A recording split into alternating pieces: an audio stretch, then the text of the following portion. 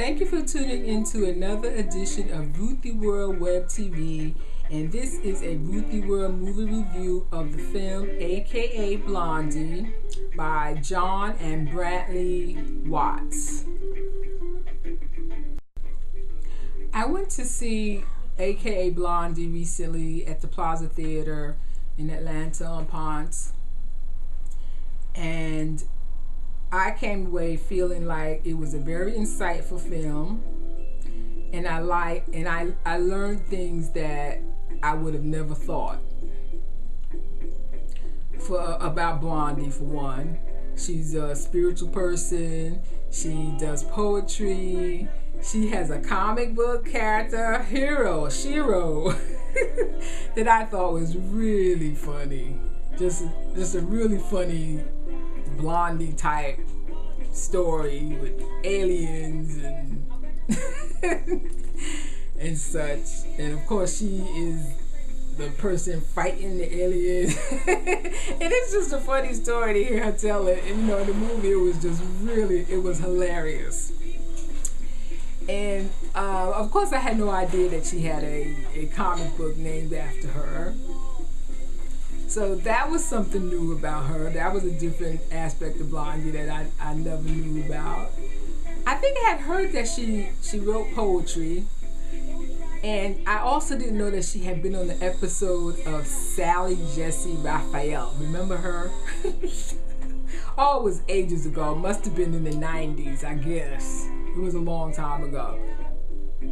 But I appreciated the fact of the movie that they kind of did a reenactment of her life when she was young, and it wasn't really clear. It was kind of in muted images, and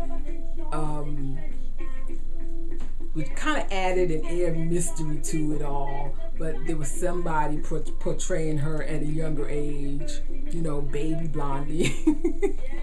And she has a brother, and she was born in Ohio. And one of the things I really appreciated about the film, and she said, when I had gone onto the website and I made a comment about the film, and I had written that, Blondie is living proof that if you be yourself, fame will eventually come. And then when she was young, she was talking about how when she was, stepping out, and she put on a blonde wig, and she walked down the street, and some people was laughing at her. She was like, she's like, they laughing at me. But she's like, I don't care, because I was just being myself. And that's what you have to do in life. You have to be yourself, Indira Gandhi said that. She said, be yourself. It's just the easiest thing to do. So I can appreciate that. So she was just basically being herself. When she talked about love, and she'd been in love a lot of time, but the crucial thing that she talked about was genuine love. To me, that's the thing, genuine love, because people fall in love all the time, and I always say love is overrated, especially romantic love. But she talked about genuine love. And I believe the guy's name was Alan. She said he was like the only guy she would have married, and she wanted to marry and have his babies and stuff. And she talked about how he took her to Hollywood, and they showed a picture of her Tina Turner get up, and she looked great. And she talked about how much fun she had and how he took her all around, and she just really, really was living a high life, and she really loved him, and he's the only man that she met that she felt like she would marry. She said it was genuine love. And to me, that's important, because I think a lot of people go through life without ever knowing genuine love, without ever being in love genuinely, and love or be loved unconditionally. That's the thing. So I really admired that she even talked about, love. But I guess everybody can talk about love. But the thing is, genuine love. What she's most famous for, which is, doing her stage show at the Claremont the world famous Claremont, the first oldest gentlemen's club in Atlanta. And I've been to the Claremont. I've been to the Claremont several times. I must have seen her dance several times. One of the best New Year's Eves I ever had was spent at the Claremont. So it's definitely a fun place. I know people who've been banned from the Claremont. It's a pretty fun place. And I know it's a hard job. It's got to be hard getting up there and, you know, bearing your soul and shaking your tail. And I applaud her for doing it, because somebody has to do it, and it couldn't be me. So, you know, she had the guts and she had the grit. She had what it took to do that. And she talked about guys coming in there trying to, you know, degrading her. And I like the way she handled that, because, you know, people coming in, they think because you stripping and dancing on a pole that they could treat you any kind of way. And, you know, that's unacceptable. You know, she's doing it for a living. It's what she's doing to survive. And, you know, so she was doing her job with dignity. And that's commendable. She didn't let nobody, you know, run roughshod over her and just treat her any kind of way. You know, she should have knocked him out. She should have knocked his head off. One of the things I really appreciated about the film is that they talked about, well, they depicted Blondie's spiritual side.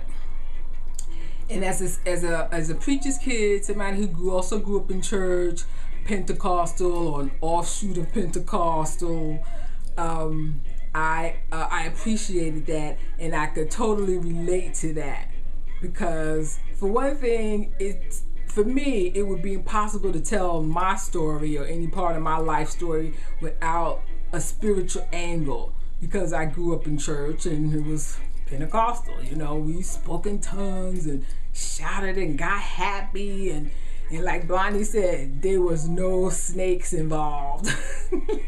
She said that's a Southern thing. You know, being that a snake or a serpent is the thing that tempted Eve in the Garden of Eden, there was no way in the world my folk was going to be dealing with no snakes. My mother would move a house to get away from a snake. But they showed her praying. They showed her reading from Psalms. And every day of my life that I went to church, every Sunday, my father always got up in the pulpit and read one of the chapters of Psalms.